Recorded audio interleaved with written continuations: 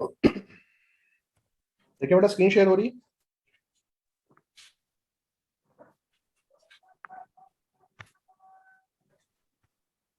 Okay, last class में हम आए थे फ्रीक्वेंसी डिस्ट्रीब्यूशन तक, और फ्रीक्वेंसी डिस्ट्रीब्यूशन से हमने कोई मिड पॉइंट तक बात की थी। मैं अब थोड़ा सा उन चीजों को रिवाइज करता हुआ आगे चल रहा हूँ। ठीक है, हमने बात की थी कंटिन्यूअस फ्रीक्वेंसी डिस्ट्रीब्यूशन की। Continuous frequency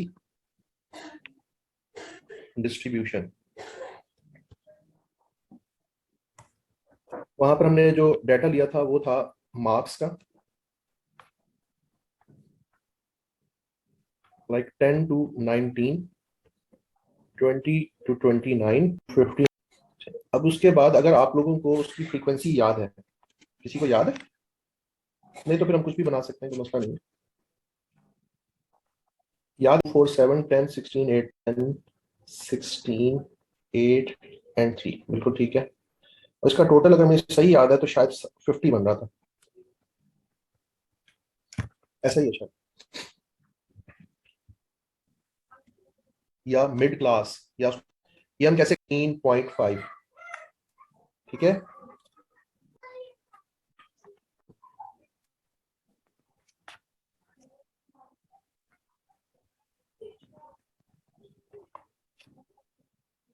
okay.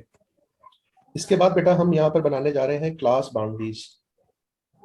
Class boundary first class की अपर और सेकंड क्लास की लोअर का सिंपल एवरेज है।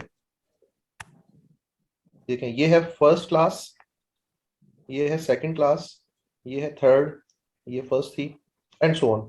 तो फर्स्ट क्लास की अपर है 19 और सेकंड क्लास की लोअर है 20। इन दोनों का सिंपल एवरेज ये बनेगा 19.5। तो वो मैं यहां लिख रहा हूं, और यही चीज मैं यहां रिपीट कर रहा हूं। नेक्स्ट के लिए जब आप आएंगे तो नेक्स्ट क्लास की अपर है 29 और थर्ड क्लास की लोअर है 30। तो 29 प्लस 30 डिवाइडेड बाय 2, तो ये बनेगा बेटा 29.5, और ये भी 29.5। नेक्स्ट है 39 और 40, तो ये बनेगा 39.5, 49.5। लास्ट क्लास हमारी 79 पर एंड हो रही है। अगर इसके बाद कोई क्लास होती तो वो यकीनी तौर पर 80 होती है। तो 79 और 80 का एवरेज 79.5। और अगर 10 से पहले कोई क्लास होती तो सारे 9 पे एंड हो रही होती, तो 9 और 10 का एवरेज 9.5। तो इस तरह से हम क्लास बाउंड्रीज बना सकते हैं। क्लास बाउंड्रीज हमें क्लियर है बेटा? नेक्स्ट चीज जो हम बनाने जा रहे हैं वो है relative frequency. Relative frequency, okay Hasan Mahfooz, आपके लिए रिपीट कर रहा हूं बेटा क्लास बाउंड्री को। क्लास बाउंड्री फर्स्ट क्लास की अपर और सेकंड क्लास की लोअर का एवरेज है। फर्स्ट क्लास की अपर थी 19 और सेकंड क्लास की लोअर 29, और 30 का एवरेज 29.5 आ रहा है। 39 और 40 का एवरेज 39.5 आ रहा है। 49 और 50 का एवरेज 49.5 आ रहा है। अच्छा बेटा, ये जो अहमद सारिम है, एक्स की वैल्यूज बेटा हमने इस तरह से निकाली है कि हर क्लास में हमारे पास दो लिमिट्स हैं, एक लोअर लिमिट है, एक अपर लिमिट है। जैसे फर्स्ट क्लास की लोअर लिमिट है 10 और फर्स्ट क्लास की अपर लिमिट है 19। तो हमने इन दोनों को ऐड किया, डिवाइड बाय 2 कर दिया, तो वो बन गया x 14.5। इसी तरह सेकंड क्लास की लोअर 20 है और अपर 29 है, दोनों को ऐड किया, डिवाइड बाय 2 कर लिया, तो ये बन गया 24.5। और इस तरह से हमने हर क्लास के लिए मिड पॉइंट या x कैलकुलेट कर लिया। ओके जी, इसके बाद है जी फ्रीक्वेंसी नॉर्मली गिवन होती है।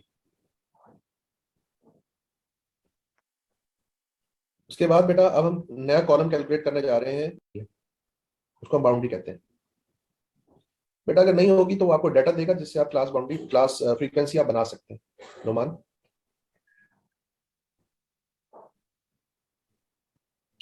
रिलेटिव फ्रीक्वेंसी हम कैलकुलेट करते हैं individual frequency divided by total frequency. Relative frequency का फॉर्मूला बनेगा frequency of the given class divided by total frequency, f divided by sum of f। अच्छा, अब जब पहली क्लास की रिलेटिव फ्रीक्वेंसी मैं कैलकुलेट करूंगा तो फर्स्ट क्लास की मेरे पास फ्रीक्वेंसी है 2, और उनके पास, चल मैं भी यहाँ पे कैलकुलेटर ओपन कर लेता हूँ। ये है बेटा 2 divided by 50 is 0.04, 0.04। Next class की फ्रीक्वेंसी है 4 divided by total frequency 50, 0 by 3 is 0.06, 0.06। एक बात याद रखिएगा बेटा, रिलेटिव फ्रीक्वेंसी का जो टोटल है वो हमेशा 1 आना चाहिए। अगर 1 नहीं आ रहा तो इसका मतलब है आपसे कोई मिस्टेक हो गई है। ठीक है, ये जो हमने आंसर निकाले चेक करना चाहें तो आप कर लें। 0 प्लस 0.32 चीजें हमने डिस्कस की हैं। अगर यहाँ तक कोई कंफ्यूजन है तो मैं उसको रिपीट कर देता हूँ, अदरवाइज फिर हम आगे चलते हैं अगर ये चीजें क्लियर हैं आपको तो।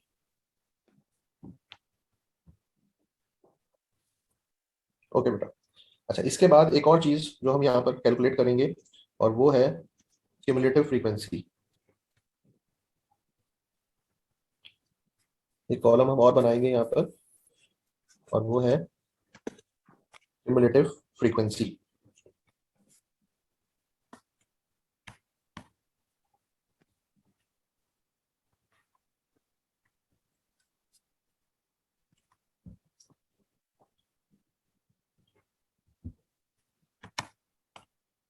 जी,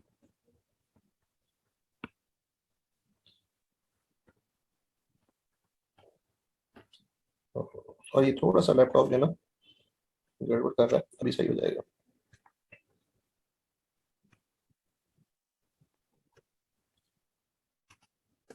ओके जी, ये आ गया क्यूमुलेटिव फ्रीक्वेंसी, CF। CF का मतलब क्यूमुलेटिव फ्रीक्वेंसी। ठीक है, तो कैसे कैलकुलेट होगा देखिए। क्यूमुलेटिव फ्रीक्वेंसी कैलकुलेट होगी, ये जो फर्स्ट फ्रीक्वेंसी है 2, इसको मैं एज इट इज यहाँ पे लिख लूंगा, है ना 2, ये 2 यहाँ पर एज इट इज लिखी जाएगी। क्यूमुलेटिव फ्रीक्वेंसी में फर्स्ट फ्रीक्वेंसी को हम एज इट इज यहाँ पे लिख लेंगे। उसके बाद बेटा ये 2 और ये नेक्स्ट फ्रीक्वेंसी 4, तो बेटा ये बनेगा 2 प्लस 4 इक्वल्स टू 6। उसके बाद इस 6 में मैं नेक्स्ट फ्रीक्वेंसी को ऐड करूंगा, 6 प्लस 7 इक्वल्स टू 13। फिर 13 में नेक्स्ट फ्रीक्वेंसी ऐड होगी, 13 प्लस 10 इक्वल्स टू 23। 23 में नेक्स्ट वैल्यू ऐड होगी, 23 प्लस 16 इक्वल्स टू 39। 39 में नेक्स्ट वैल्यू ऐड होगी, 39 प्लस 8 इक्वल्स टू 47, और 47 में लास्ट वैल्यू ऐड होगी, 47 प्लस 3 इक्वल्स टू 50। इसे कहते हैं क्यूमुलेटिव फ्रीक्वेंसी। क्यूमुलेटिव फ्रीक्वेंसी में बेटा फर्स्ट वैल्यू को एज इट इज लिखना है और फिर सेकंड वैल्यू में फर्स्ट वैल्यू में सेकंड फ्रीक्वेंसी को ऐड करते जाए, आगे आने वाली फ्रीक्वेंसीज को ऐड करते जाए। इसमें ऐसा कोई फॉर्मूला नहीं होता। ठीक है बेटा, क्यूमुलेटिव फ्रीक्वेंसी समझ में आ गई आपको कि कैसे बनानी है। फर्स्ट फ्रीक्वेंसी को एज इट इज लिख दें और फिर इस फ्रीक्वेंसी में ये जहां पर जो हमारे पास आंसर आ रहा है इसमें नेक्स्ट वैल्यू को ऐड करें, फिर जो आंसर आए उसमें नेक्स्ट वैल्यू को ऐड करें, और इस तरह से हम लिखते जाएंगे। अच्छा, अब आपने एक चीज नोट की होगी, मैंने एक ही, ये बेटा आगे जाकर जब हम मीडियन और मॉड वगैरह पढ़ेंगे तो वहां पर हमें क्लास बाउंड्रीज और CF वगैरह की जरूरत पड़ती है।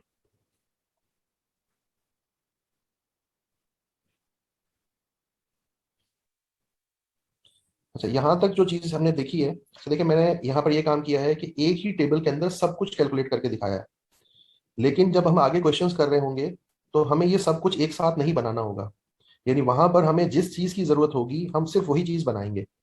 हो सकता है किसी क्वेश्चन में हमें सिर्फ एक्स और एफ की जरूरत पड़े तो बाकी वाली कोई चीज नहीं बनाएंगे। इसी तरह हो सकता है किसी क्वेश्चन में हमें क्लास बाउंड्री की और CF की जरूरत पड़े तो फिर हम ये मिड पॉइंट और रिलेटिव फ्रीक्वेंसी नहीं बनाएंगे। किसी जगह पर हो सकता है हमें सिर्फ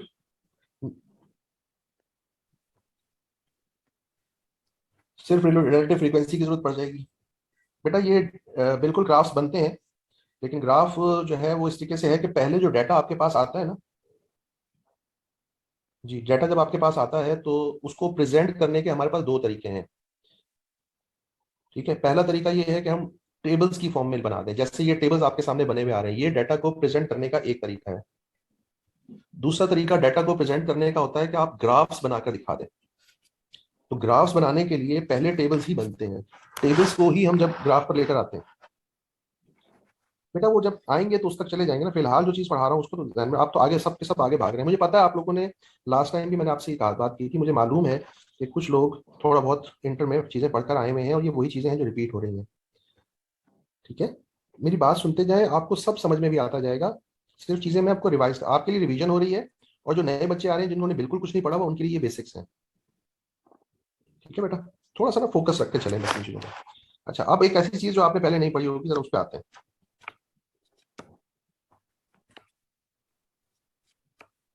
और वो है बेटा open ended classification.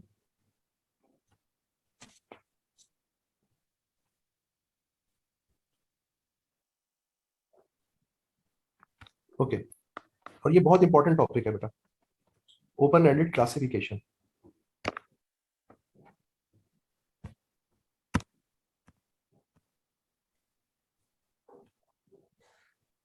Open ended frequency distribution. Open ended frequency distribution. अच्छा, मैं पहले सबसे पहले आपके सामने एक एग्जांपल लिख रहा हूँ। लेट्स से हमारे पास जो वेरिएबल है वो है वेट। वेट को हम लिख रहे हैं एलबीएस, समझते हैं ना, पाउंड्स। यानी वेट को अगर हम पाउंड्स में मेजर करें तो उसको एलबीएस लिखते हैं। अच्छा, यहाँ मैं लिख रहा हूँ अंडर 110, 110 टू 120, 120 टू 1।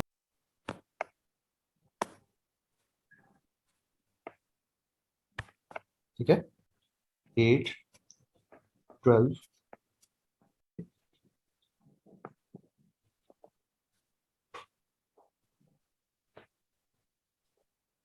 अच्छा, इस फ्रीक्वेंसी डिस्ट्रीब्यूशन को अगर आप देखेंगे तो आपको एक चीज नजर आएगी, और वो ये है कि पहली चीज, पहली जो क्लास है और जो लास्ट क्लास है, इसमें आपको एक साइड मिल रही है और दूसरी साइड नहीं मिल रही। जैसे यहाँ देखें 110 लिखा हुआ है, लेकिन 110 से नीचे क्या है वो नहीं नजर आ रहा आपको। बेटा आप लोग आपस में क्या कर रहे हो बेटा? ये क्या आपकी कन्वर्सेशन स्टार्ट हुई हुई है? आप लोग यहाँ क्लास पढ़ने आए हो, क्या करने आए हो बेटा? रही है, लेकिन उसके बाद लिखा हुआ है अंडर 110, इसका मतलब है लोअर लिमिट हमें नजर नहीं आ रही।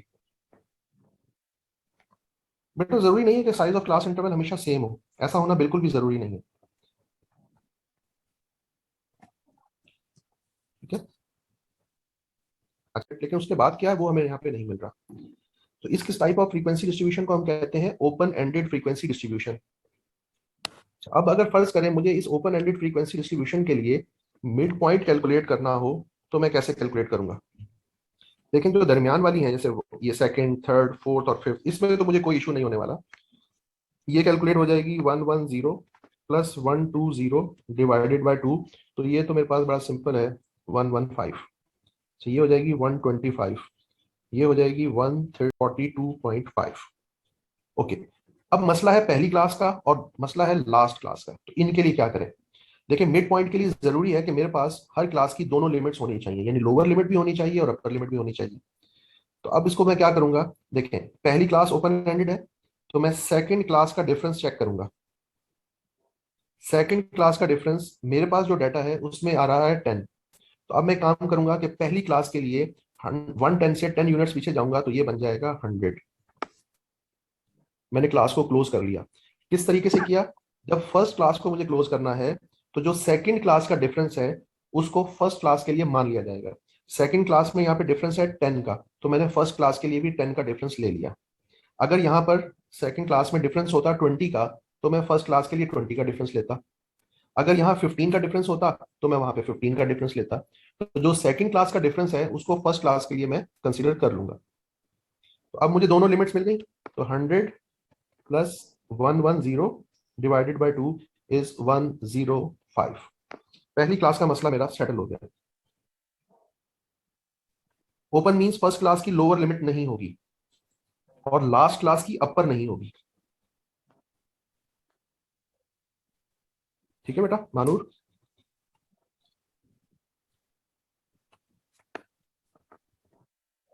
अच्छा, अब लास्ट क्लास के लिए क्या करें? लास्ट क्लास को अगर हमने,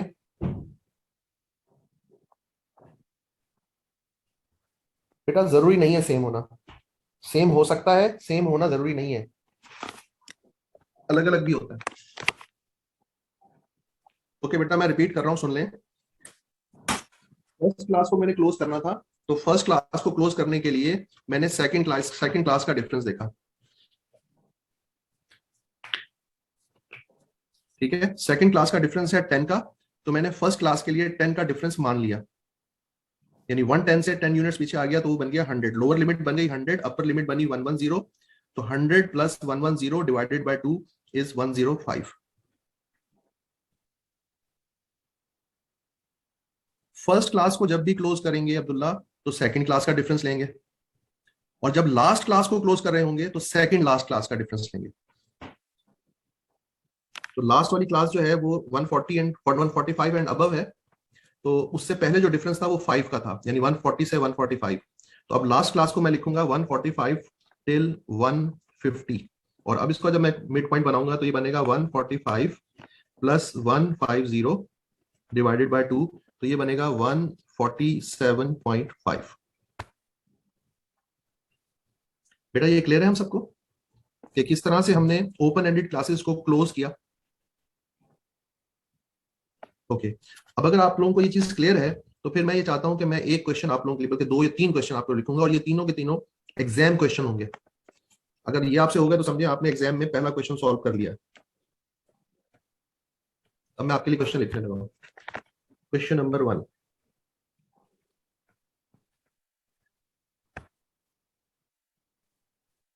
बेटा उससे पहले वाले, सकीना बेटा 10 इसलिए नहीं प्लस किया कि उससे पहले वाला जो डिफरेंस था वो 5 का था, इसलिए हमने 5 लिया। पहले वाली क्लास में जो था वहां पे 10 का गैप मिल रहा था, दूसरी वाली में, लास्ट वाली में 5 का मिल रहा था।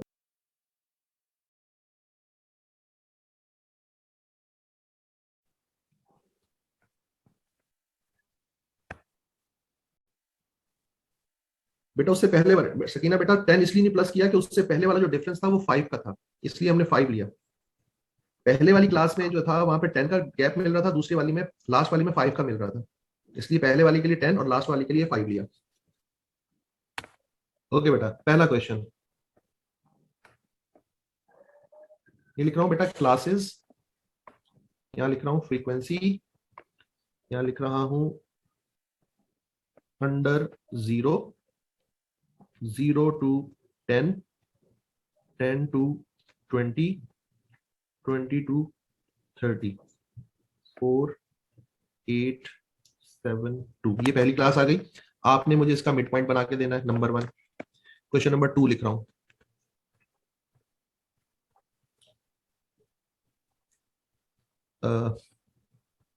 अमाउंट, और ये अमाउंट है इन रुपीज, फ्रीक्वेंसी, यहां मैं लिख रहा हूं लेस देन 5, फिर लिख रहा हूं 5 to 10, 10 to 20, 20 to 30 and 30 to 35, 2, 5, 8, 4 and 1। आपने इन दोनों क्वेश्चंस के लिए मुझे मिड पॉइंट कैलकुलेट करके देना है। अच्छा, ये सिर्फ पहली क्लास ओपन एंडेड है, तो आपने सिर्फ पहली क्लास के लिए ऐसा करना है।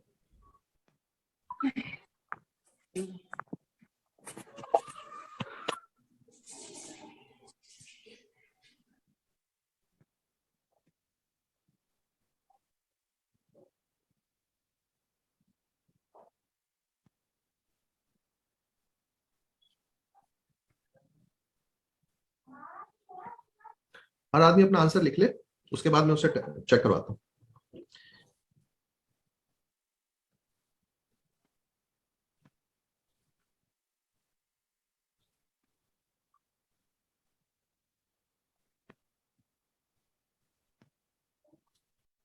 के बाद आपने जो है वो मिड पॉइंट फाइंड आउट करना है।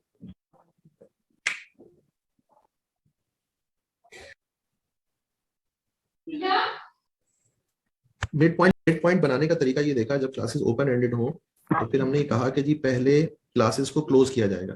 क्लासेस को क्लोज करने का तरीका ये है कि अगर हमने फर्स्ट क्लास को क्लोज करना है तो फर्स्ट क्लास को क्लोज करने के लिए हमें सेकंड क्लास का डिफरेंस लेना पड़ेगा।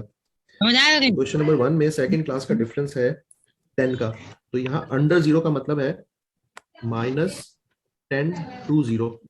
समझ समझ समझ। हम इसका मिड पॉइंट बनाएंगे तो मिड पॉइंट बनेगा -10 + 0 डिवाइडेड बाय 2, तो पहला मिड पॉइंट बनेगा -5। दूसरा मिड पॉइंट बनना चाहिए 0 + 10 डिवाइडेड बाय 2, तो इज +5। तीसरा मिड पॉइंट बनना चाहिए 10 + 20 डिवाइडेड बाय 2, तो इज 15। और लास्ट बनना चाहिए 20 + 30 डिवाइडेड बाय 2 इज 25। अब जिनके आंसर इससे मैच हो रहे हैं वो चेक कर लें। क्वेश्चन नंबर 2 पर, क्वेश्चन नंबर 2 को देखते हैं कि इसमें किस किस का आंसर मैच हो रहा है। तो पहली क्लास ओपन एंडेड, यानी वहां लिखा हुआ है <5। <5 का मतलब है 5 से लेस। अच्छा, अब इसको क्लोज करते हैं। तो इसको क्लोज करने के लिए हमने सेकंड क्लास का डिफरेंस लेना है। तो सेकंड क्लास का डिफरेंस है 5 का, तो वहां पर हम 5 यूनिट्स पीछे आ जाएंगे, तो वो बनेगा 0 till 5। तो जब इसका मिड पॉइंट निकालने लगेंगे तो ये बनेगा 0 + 5 डिवाइडेड बाय 2, तो ये बनेगा 2.5। ठीक है।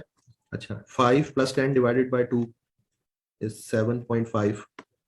10 + 20 divided by 2 is 15. 20 + 30 divided by 2 is 25. 30 + 35 divided by 2 is 32.5। अब चेक करो इसका आंसर ठीक है।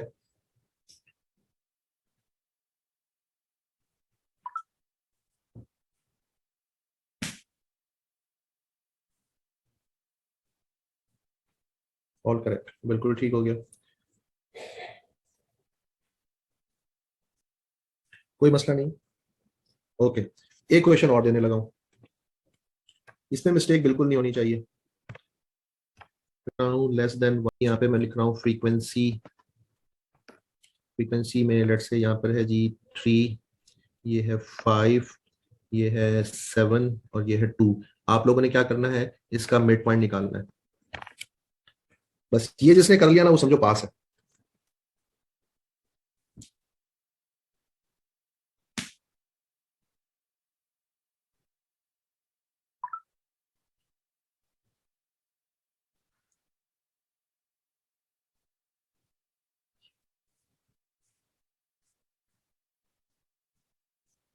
अनुराज कहते हैं कि जी 1.5 है।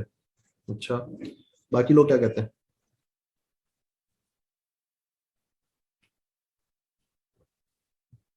अब्दुल हसीब कहते हैं -0.5। अरीसा कह रही है -1.5। अनुराज कह रहे हैं -10 -1। वजीहा -0.52। शबाना -1। महनूर इलियास -4। अच्छा जी, और कोई रह गया? एक बच्ची थी, उसका नाम मैं शायद भूल रहा हूँ, उसने 0.5 लिखा हुआ था, वो कौन बच्ची थी? किसी एक बच्चे ने, सकीना अंसारी, यस, सकीना अंसारी ने सिर्फ 0.5 लिखा है, बाकी सब ने इसको माइनस में लिखा है, क्योंकि बाकी सब जो है ना माइनस की एज भी रखते हैं। ऐसा ही है ना, एज माइनस में होती है ना, तो फिर आपने माइनस में कैसे लिखी हुई है? कुछ बच्चों की एज माइनस में चल रही है। बेटा मेरी बात सुने, जरा फोकस रखें इधर, मेरी बात सुने और फोकस रखें, बड़ी इंपॉर्टेंट बात है। देखिए, हमने वर्किंग रूल ये बनाया था कि जो सेकंड क्लास का डिफरेंस होगा ना वो फर्स्ट क्लास के लिए मान लिया जाएगा। हमने यही कहा था, ठीक है। अच्छा, अब यहां पर 1 से लेकर 4, यानी कितना डिफरेंस आ रहा है, फिर 4 to 7 यानी 3 का डिफरेंस आ रहा है।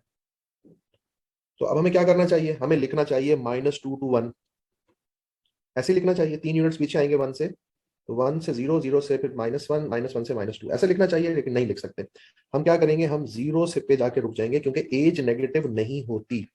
तो अब हमारा एक और वर्किंग रूल सामने आ गया, और वो, अब मैं उससे पहले आपको पुराने वाले क्वेश्चन भी याद कराता हूँ। जो क्वेश्चन नंबर 2 है ना, उसमें हमने लिखा हुआ था यहाँ पर अमाउंट लिखा हुआ था, अमाउंट लिखा हुआ था। अच्छा, वहां पे पहली क्लास थी <5। दूसरी क्लास थी 5 to 10 एंड सो ऑन। अच्छा वहां पर, अच्छा अमाउंट भी नेगेटिव नहीं होती, अमाउंट भी नेगेटिव नहीं होती, तो यहाँ पर डिफरेंस है 5 to 10 का, तो हमने 5 यूनिट्स पीछे जाना था। तो इत्तेफाक की बात है हम पहुंचे ही 0 तक, क्योंकि सेकंड क्लास का जो डिफरेंस था ना वो 5 का था, और यहां से 5 से जब हम पीछे गए तो 0 तक पहुंचे, तो अमाउंट 0 तो होती है, तो इसलिए हमें कोई प्रॉब्लम नहीं हुआ। अच्छा अब क्वेश्चन नंबर 1 याद करें, वो भी यहाँ लिखता हूँ आपके लिए, देखें वहां लिखा हुआ था क्लासेस। अब कुछ बच्चों के दिमाग में कहानी आ रही होगी कि भाई क्वेश्चन नंबर 1 में भी तो हमने नेगेटिव में वैल्यू ले ली थी, वहां क्यों नेगेटिव ले ली थी? ऐसा था ना, under 0, 0 to 10, 10 to 20 and so on. अब बेटा टेक्स्ट करना छोड़ो, जरा मेरी बात सुनो। अब टेक्स्ट करना छोड़ के बेटा थोड़ा सा इधर फोकस रखो। क्वेश्चन नंबर 1 ये था, क्वेश्चन नंबर 2 ये था, और क्वेश्चन नंबर 3 हमने ये लिखा हुआ था। ठीक है, तो अब क्या हुआ? पहला वर्किंग रूल ये था कि भाई जो सेकंड क्लास का डिफरेंस हो फर्स्ट के लिए मान लो, और उसके बाद क्लास को क्लोज करके मिड पॉइंट निकाल लो।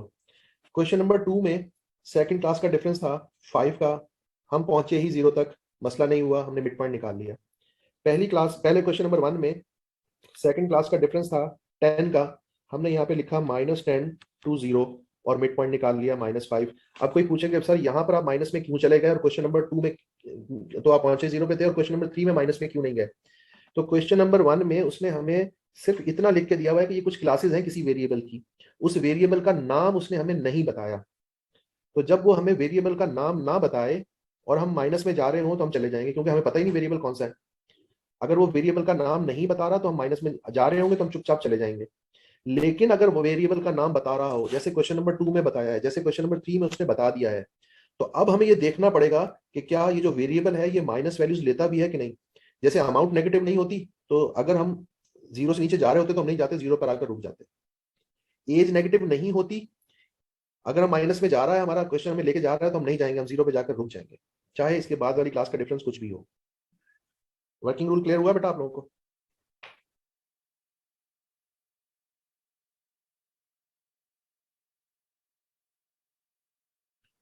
वर्किंग रूल सबको समझ में आ गया? फातिमा को समझ नहीं आया? बेटा मैं क्लियर कर देता हूँ। यानी हम ये रूल अप्लाई करेंगे सेकंड क्लास का डिफरेंस फर्स्ट क्लास के लिए, लेकिन उसके साथ हम ये भी देखेंगे कि वेरिएबल कौन सा है। अगर वेरिएबल कोई ऐसा है जो नेगेटिव वैल्यूज नहीं लेता तो हम 0 तक जाकर रुक जाएंगे, और अगर कोई ऐसा वेरिएबल है जो नेगेटिव वैल्यूज ले सकता है तो माइनस में भी चले जाएंगे। यानी फॉर एग्जांपल ये जो क्वेश्चन नंबर 2 है, इसको हम अब कुछ यूं बना लेते हैं, यहां मैं लिख लेता हूं टेम्परेचर।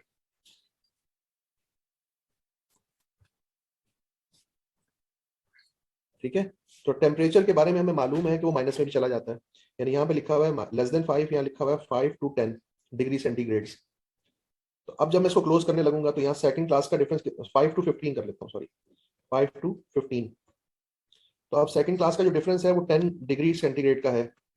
तो अब मैं जब फर्स्ट क्लास को क्लोज करने लगूंगा तो मैं कहाँ जाकर रुकूंगा? मैं लिखूंगा -5 डिग्री सेंटीग्रेड, क्योंकि टेम्परेचर जो है वो माइनस में भी होता है और प्लस में भी होता है। आप बताएं समझ में आई बात?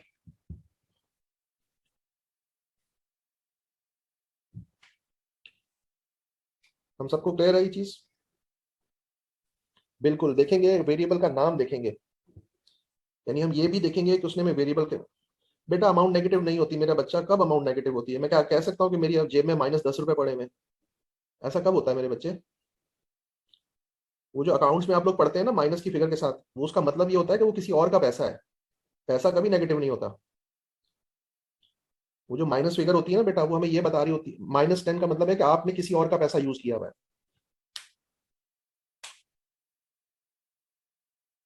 टेम्परेचर के बारे में हमें मालूम है ना बेटा, माइनस में भी वैल्यूज ले लेता है।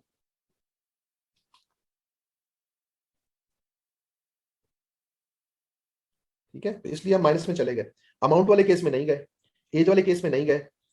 और अगर ऊपर से कुछ नहीं लिखा हुआ, उसके बारे में कुछ नहीं बताया हुआ, तो चले जाएंगे।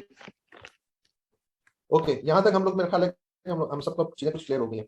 ये बात यहाँ पे नोट करके लिख लो अपने पास, ये एग्जाम क्वेश्चन है, वहां पे इस किस्म का क्वेश्चन आएगा जिसको आपने, जिसमें आपने क्लासेस को क्लोज करके मिड पॉइंट वगैरह यूज करने होंगे, तो फिर अगर आपको ये चीज क्लियर नहीं होगी तो वहां पर आप प्रॉब्लम में आएंगे। ठीक है, ओके, अब थोड़ा सा और आगे चलते हैं, और दूसरी चीज जो हम डिस्कस करने वाले हैं, बेटा मेरी बात सुनो। अभी तुम लोगों ने पहली दूसरी क्लास पढ़ी है और आप ये पूछना शुरू कर देते हो एग्जाम में क्या होगा। बेटा जब आप एग्जाम के काबिल हो जाओगे ना, तो फिर आपको एग्जाम के बारे में बता दिया जाएगा। क्यों परेशान होते हो? पढ़ना शुरू करो बेटा, सिर्फ पढ़ना शुरू करो। बेटा देखो, ये फजूल की आपने बातें शुरू की हुई, अकाउंट्स पेबल, क्रेडिट पे लिया हुआ सामान होता है, क्या कार्रवाइयां करते हो तुम लोग के पास? बहुत टाइम है फारिग। मैं आप लोगों को एक चीज क्लियर करना चाहता हूँ बेटा, आप लोग सब लोग मेरी बात सुने। और बेटा वो ये है कि यहाँ पर हो सकता है कि आपको बहुत कम कॉस्ट पे करनी पड़ रही हो पढ़ने के लिए, या हो सकता है कुछ बच्चे फ्री ऑफ कॉस्ट भी पढ़ रहे हो। तो बेटा जो चीज सस्ती होती है ना, उसका मतलब ये नहीं होता कि वो बेकार है और उसको हंसी मजाक में उड़ा दो। ये बहुत ही सीरियस किस्म का जो है ना बिजनेस है जिसमें आप आए हुए हैं। और ये जो सैलानी है ये आपके लिए बहुत काम कर रहा है, तो इस बेटा थोड़ा सा जो है ना इस चीज़ों को सीरियस लें। वो चाहते हैं कि आप जो है कुछ चीज़ें सीख लें और आपकी जो कॉस्ट है वो कम हो जाए। आजकल के दौर में जहाँ चीज़ों लोगों के लिए जिंदा रहना मुश्किल हो रहा है, बेसिक नेसेसिटी लोग नहीं हासिल कर पाते, वहां पर आप लोगों के लिए इतना जबरदस्त इनिशिएटिव है। तो उसके बाद आप उसको इस तरीके से मत लें। आप जहाँ पे करके अच्छा खासा पे करके जब बैठे होते हैं ना बेटा, तो वहां पे आपको पता चलता है, फिर आपको एहसास होता है कि जी यहाँ पे ये चीजें कैसे मिल रही हैं। तो बेटा इन चीजों को छोड़ो, इंसान के बच्चों की तरफ पढ़ने की तरफ फोकस करो। आपको चीजें समझ भी आएंगी और आप लोगों का आगे फायदा भी होगा। लेकिन अगर ये हरकतें करते रहोगे तो बेटा फिर मजबूरन मुझे बोलना पड़ेगा, मैं नाम नोट कर लेता हूँ यहाँ पे, और मैं फिर मैनेजमेंट को कहूंगा कि बेटा इनको यहाँ से किक आउट करो, ये पढ़ने के मूड में नहीं है। क्योंकि आपकी वजह से बेटा, याद रखना, आपके मजाक की वजह से या आपके किसी ऐसे फेल की वजह से अगर किसी बच्चे को कोई बात समझ में नहीं आई, क्योंकि मैं बार बार कितनी दफा रिपीट कर सकता हूँ, एक दफा, दो दफा, चार दफा, लेकिन एक बार के बाद फिर मैं आगे चला जाऊंगा कि ठीक है ये शायद मस्ती मजाक में, मैं आगे चला जाऊंगा। तो हो सकता है किसी बच्चे को मेरी बात समझ में ना आए, तो उसको जो समझ में नहीं आएगी ना, उसका जितना भी बार है ना वो आपके ऊपर होगा, याद रखना। तो ऐसा काम मत करो प्लीज। हंसी मजाक के लिए कहोगे तो हम एक एक्स्ट्रा क्लास रख लिया करेंगे, उसके बाद उस क्लास में फिर आपने जो करना हो आप कर लिया करें, मुझे कोई प्रॉब्लम नहीं है। लेकिन बेटा यहाँ पर जब आप पढ़ने के मूड में आए तो पढ़ें। Thank you. लो जी, भाषण टाइम खत्म, क्लास का टाइम शुरू।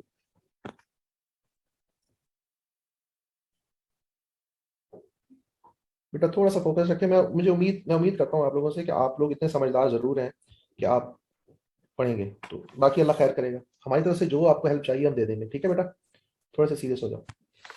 ओके जी, तो अब है इसके बाद, इसके बाद है बेटा cumulative frequency distributions. Cumulative cumulative frequency distributions, ठीक है? अच्छा, क्यूमुलेटिव फ्रीक्वेंसी डिस्ट्रीब्यूशन दो तरह की होती हैं। Number one, less than type, और number two, more than type.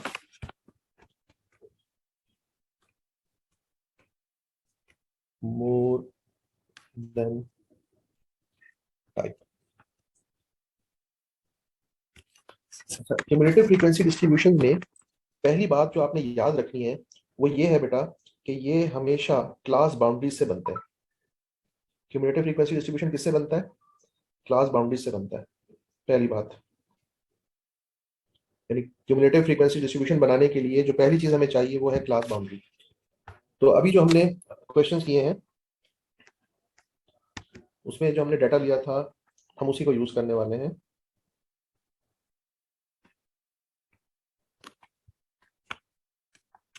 Laptop जो है ना कभी कभी, ओके, डाटा था हमारे पास मार्क्स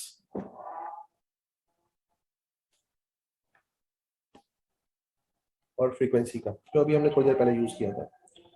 तो मैं डायरेक्ट ना उसकी क्लास बाउंड्रीज लिख रहा हूँ। 9.5 to 19.5, 19.5 to 29.5, 29.5 to 39.5, 39.5 to 49.5, 49.5 to 59.5, 59.5। एक बार फिर बोल दो कोई। अब हम बनाने जा रहे हैं लेस देन टाइप। तो बेटा याद रखिएगा, लेस देन टाइप के लिए हम अपर क्लास बाउंड्रीज को यूज करते हैं,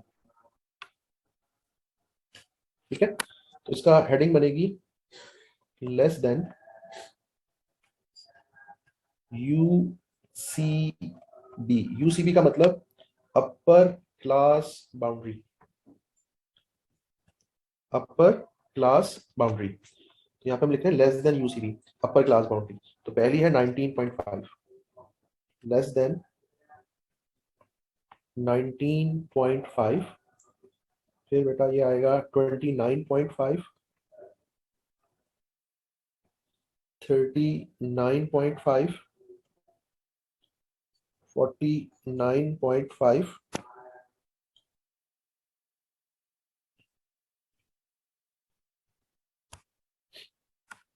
49.5, 59.5, 69.5 और 79.5।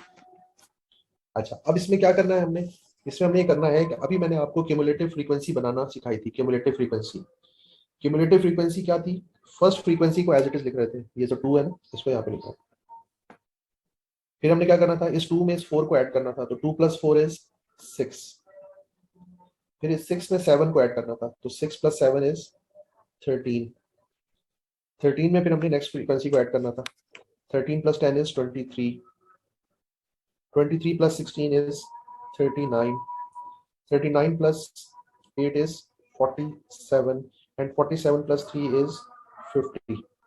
तो ये हमने बना ली है less than cumulative frequency distribution.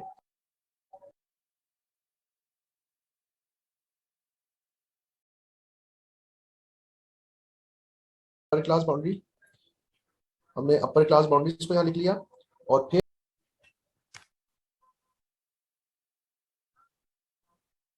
अच्छा, मोर देन टाइप में हम यूज करते हैं लोअर क्लास बाउंड्रीज को। यहाँ पे लिखेंगे लोअर क्लास बाउंड्री और मोर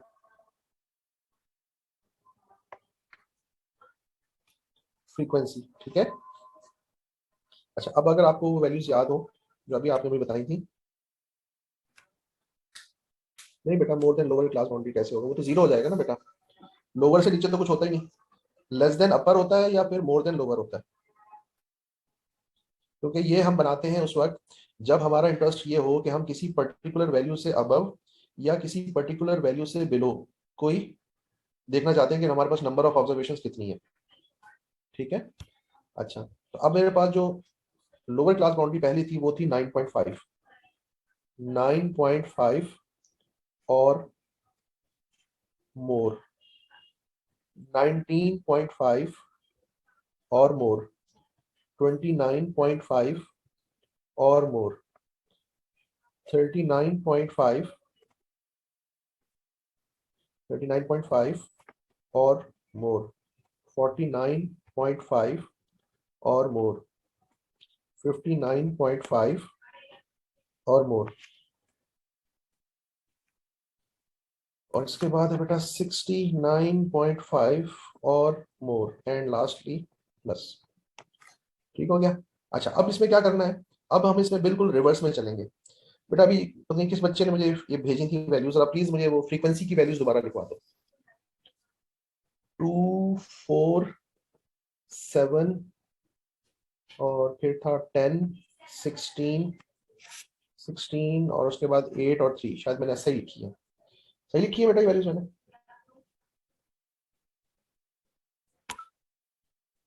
2, 4, 7, 10, 16 जी, ओके। तो अब हम क्या करेंगे, अब हम थोड़ा सा रिवर्स में काम करेंगे, कैसे जरा देखें। तो अब सबसे पहले मैं यहाँ फ्रीक्वेंसी का टोटल लिखूंगा। फ्रीक्वेंसी का टोटल था इस केस में 50। फ्रीक्वेंसी का टोटल कितना है, 50। अच्छा, अब मैं क्या करूंगा, इस 50 में से इस फर्स्ट फ्रीक्वेंसी को माइनस करूंगा, तो 50 - 2 इज 48। अब इस 48 में से नेक्स्ट फ्रीक्वेंसी को माइनस करूंगा, तो 48 - 4 इज 44। 44 में से 7 को माइनस करूंगा, तो 44 - 7 इज 37। 37 में से नेक्स्ट फ्रीक्वेंसी को माइनस करूंगा, तो ये बनेगा बेटा 27। 27 में से नेक्स्ट फ्रीक्वेंसी को माइनस करूंगा, तो 27 - 16 इज 11, और 11 - 8 इज 3। तो याद रखें ये जो मोर देन टाइप है, इसमें जो ये फाइनल वैल्यू है ये इस फाइनल के इक्वल आनी चाहिए। मैं रिपीट कर देता हूँ बेटा। सबसे पहले तो मैंने लोअर क्लास बाउंड्रीज लिख ली और सबसे पहले मैंने फ्रीक्वेंसी का टोटल लिखा है यहाँ पे 50। इस 50 में से फर्स्ट फ्रीक्वेंसी को माइनस किया, 50 माइनस 2 इज 48। 48 में से नेक्स्ट फ्रीक्वेंसी को माइनस किया 44। 44 में से नेक्स्ट फ्रीक्वेंसी को माइनस किया 7।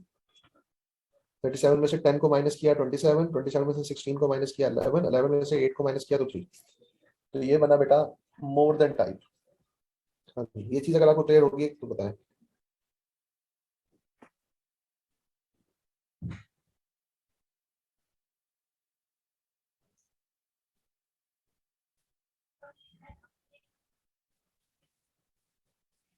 ओके बेटा, तो अब तक हमने क्या डिस्कस किया?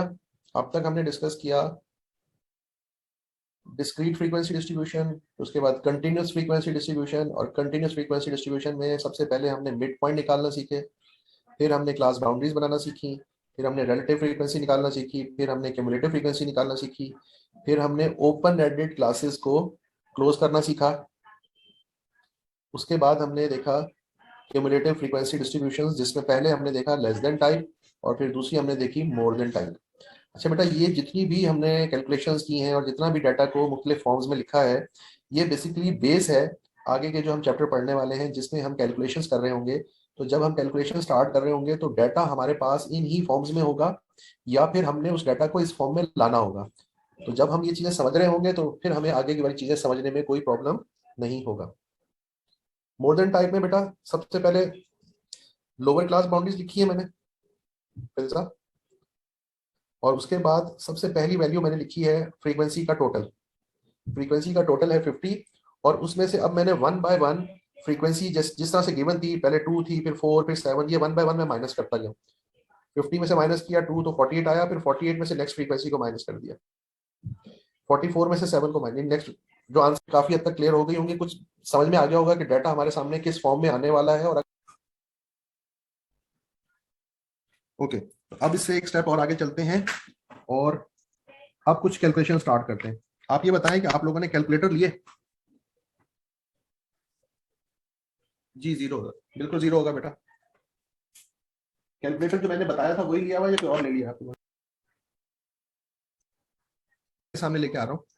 ये देखिए, कैलकुलेटर कैसियो का ले लें या कैसियो के अलावा कोई भी कंपनी आप ले लें, सब सही है, लेकिन सिर्फ उसमें एक चीज का ख्याल रखें कि जो कीज इसके ऊपर आपको नजर आ रही हैं वो कीज वहां पर होनी चाहिए आपके पास। जैसे फॉर एग्जांपल ये देखें, ये कैलकुलेटर की तरफ देखें, ये मैं शिफ्ट और ये की प्रेस की मैंने, सॉरी एक मिनट, शिफ्ट और ये लॉक प्रेस किया।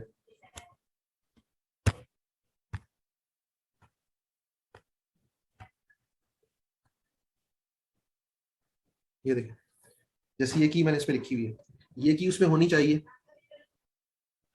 अच्छा, दूसरी की जैसे ये की है, ये की होनी चाहिए, ठीक है, ये सारी चीज उस पर होनी चाहिए। तो ये अगर होंगी तो फिर हमारे लिए बहुत आसानी हो जाएगी, हम बहुत सारा काम कैलकुलेटर पे कर लिया करेंगे इंशाल्लाह।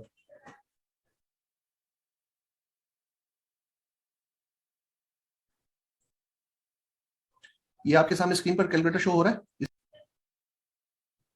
है measures of central tendency, measures of. अब जरा आप लोग तैयारी पकड़ लें, वो बच्चे जो समझते हैं कि जी हम कैलकुलेशन में बड़े मास्टर हैं, हमारा हाथ कैलकुलेटर पे बहुत अच्छा चलता है और हम बड़े 30 मार खान हैं, तो अब उनका जरा इम्तिहान का वक्त शुरू हो रहा है, ठीक है। तो वो लोग जरा हेल्प करेंगे मेरी कैलकुलेशन में, और जो बच्चे वीक हैं उनको हम आगे ले जाएंगे। ओके, हमारे पास जो टॉपिक है उसका नाम है measures of central tendency, measures of central tendency. ये बेसिकली क्या चीज है? ये आपने नाम सुना होगा एवरेजेस, ये एवरेजेस वाला टॉपिक है। एवरेजेस को हम कहते हैं मेजर्स ऑफ सेंट्रल टेंडेंसी। अच्छा, मेजर्स ऑफ सेंट्रल टेंडेंसी ना बेटा दो तरह की होती हैं, इनको हम दो कैटेगरीज में डिवाइड करते हैं। Number one, mathematical,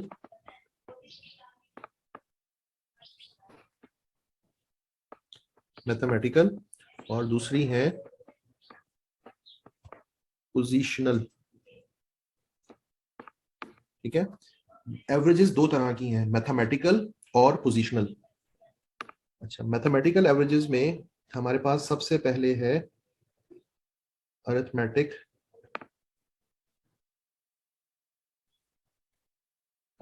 mean. Arithmetic mean. उसके बाद दूसरी हमारे पास है ज्योमेट्रिक मीन। और तीसरी हमारे पास है हार्मोनिक मीन।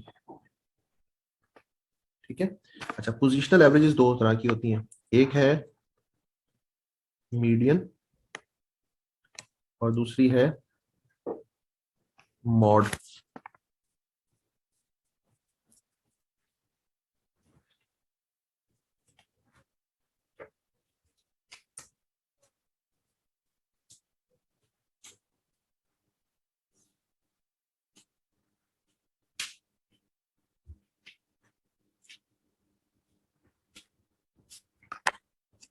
अच्छा, अब सबसे पहली चीज ये है बेटा कि हम एवरेजेस को मेयर्स ऑफ स्टैंडर्ड टेंडेंसी क्यों कहते हैं, ऐसी इनमें क्या खास बात है जिनकी वजह से इनको मेयर्स ऑफ स्टैंडर्ड टेंडेंसी कहा जाता है।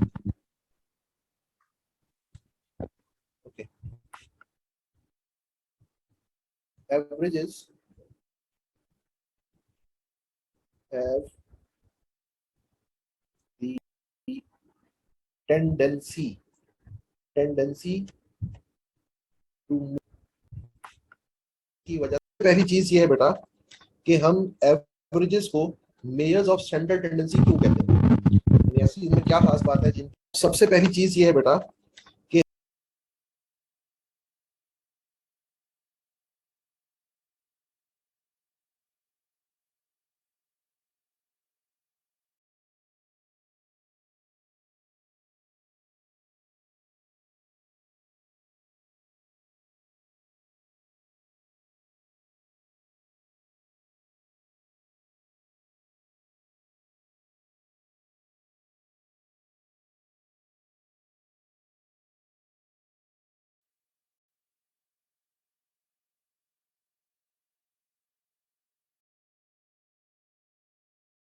हम averages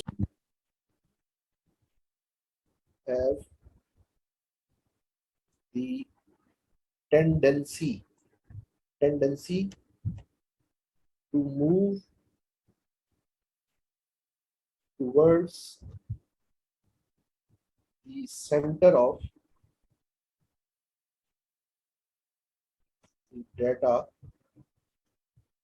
That is why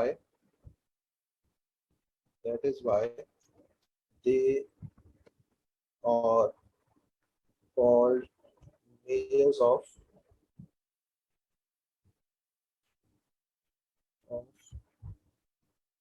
central tendency.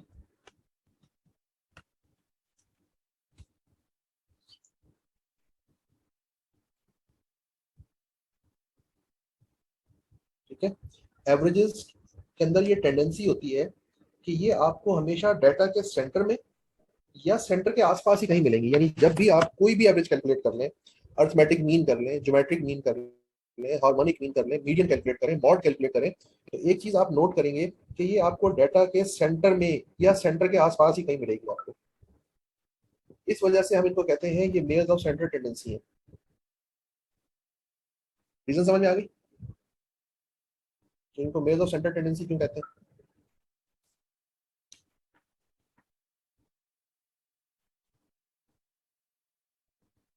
Okay, दूसरी बात, अब हमने मेयर्स ऑफ सेंट्रल टेंडेंसी को दो हिस्सों में तकसीम कर दिया है। एक को हमने कहा कि ये मैथमेटिकल एवरेजेस है, अरिथमेटिक मीन, ज्योमेट्रिक मीन और हार्मोनिक मीन, और दूसरे को हमने कहा कि ये पोजीशनल एवरेजेस हैं, मीडियन और मॉड। तो मैथमेटिकल एवरेजेस को, यानी अरिथमेटिक, ज्योमेट्रिक और हार्मोनिक मीन को मैथमेटिकल एवरेज हम इसलिए कहते हैं कि हमारे पास इनको कैलकुलेट करने का या इनको ढूंढने का या इनको फाइंड करने का सिर्फ एक ही तरीका है, और वो ये है कि हम फॉर्मूला यूज करें और अरिथमेटिक मीन, ज्योमेट्रिक मीन या हार्मोनिक मीन कैलकुलेट कर लें। इसके अलावा हमारे पास और कोई तरीका नहीं है, यानी मैथमेटिकल वे ही है जिसके थ्रू ये निकल सकती है, इसके अलावा और कोई दूसरा तरीका हमारे पास नहीं है। अच्छा, जो मीडियन और मॉड है उनको हमने कहा है कि ये पोजिशनल एवरेजेस हैं। उनको पोजिशनल एवरेजेस इसलिए कहते हैं कि ये मैथमेटिकली कैलकुलेट भी हो जाती हैं और ग्राफिकली लोकेट भी हो जाती है, यानी इनकी पोजीशन को ग्राफिकली भी लोकेट किया जा सकता है। मैथमेटिकल एवरेजेस को ग्राफिकली लोकेट नहीं किया जा सकता। अरिथमेटिक मीन के लिए, ज्योमेट्रिक मीन के लिए, हार्मोनिक मीन के लिए कोई ग्राफ मौजूद नहीं है, लेकिन मीडियन और मॉड के लिए ग्राफ्स मौजूद है।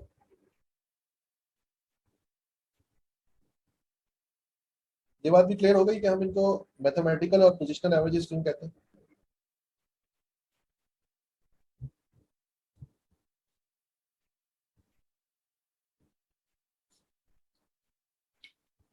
ओके, तो अब हम सबसे पहले स्टार्ट करने जा रहे हैं अरिथमेटिक मीन से।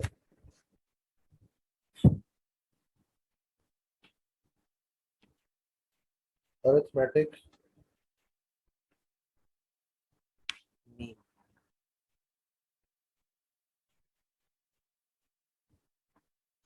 अरिथमेटिक मीन अगर हम इसको लिख लें AM, अरिथमेटिक मीन को कैलकुलेट करने के लिए हमें दो चीजों की जरूरत पड़ती है। Number one, sum of observations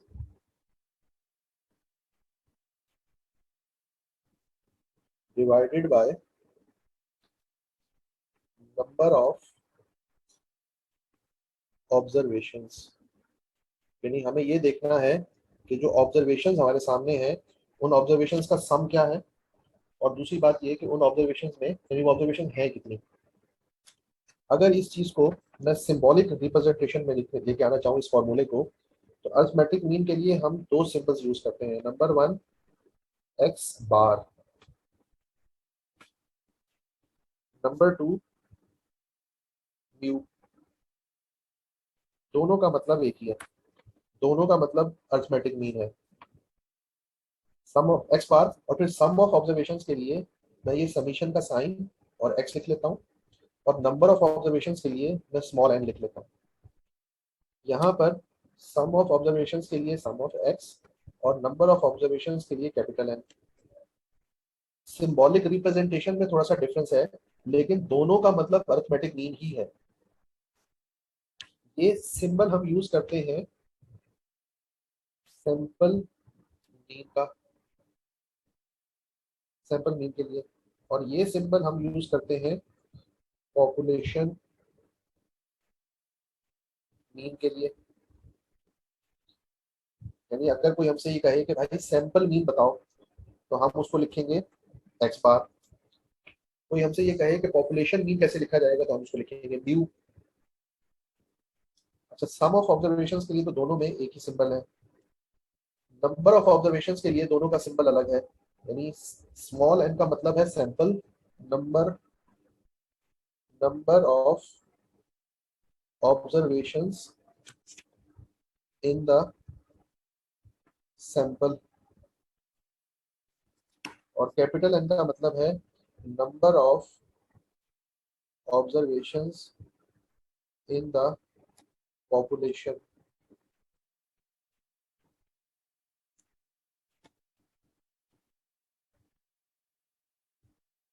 some of mean नहीं लिखा बेटा मैंने, सम ऑफ ऑब्जर्वेशन लिखा। ना मैंने सम ऑफ मीन लिखा है ना नंबर ऑफ मीन लिखा है, ये दोनों टर्म्स पता नहीं आप कहाँ से लेकर आए बेटा।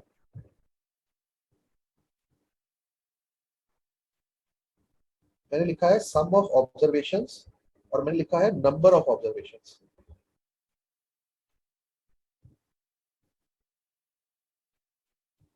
ठीक है, ओके, चले, आज के लिए इतना काफी है। इंशाल्लाह जिंदगी बखैर अगली क्लास में फिर मुलाकात होगी।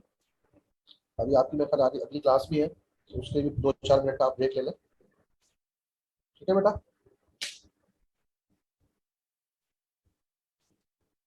ओके। आप लोग भी अपना बहुत ख्याल रखिएगा। इंशाल्लाह जिंदगी रही तो मुलाकात होगी। अल्लाह हाफिज।